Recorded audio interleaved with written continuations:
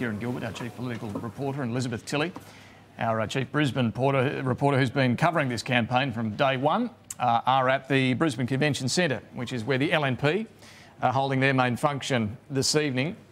Kieran, Liz, to you first. We'll go to the others you can see on the screen there in a moment, but let me get, Kieran, particularly your prediction on what sort of outcome you're expecting to see tonight. I know you've been up there a few days now on the ground talking to people.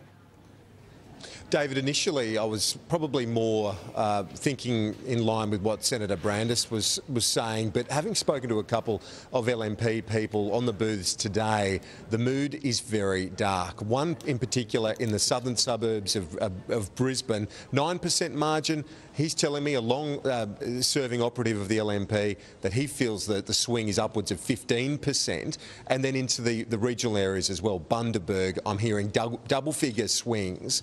We could see a surprising result, possibly a hung parliament, Liz Tilley, if some of this mood is reflected in the vote when the polls close within the hour. Liz, what was the mood of the Premier like in Ashgrove today? You've been travelling with him for days now.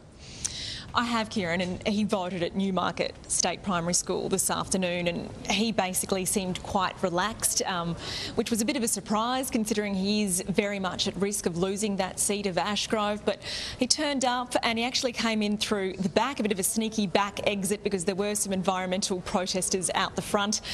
He did his vote, and then I asked him how he was feeling, and he came out with a well-rehearsed, straight, sticking to the script line that we've heard all throughout this campaign, which is really that, strong plan, strong future, not at all any indications of him losing his seat, just trying to remain focused on the task at hand. And he's been like that all the way through, really. He's refusing to concede that if he loses his seat, then the LNP loses government. He says they go hand in hand, and he's refusing to say what the plan B is if that happens, and everyone is wanting to know what that plan B will be. So relaxed, according to Liz, probably relief there as well that it's all over, David.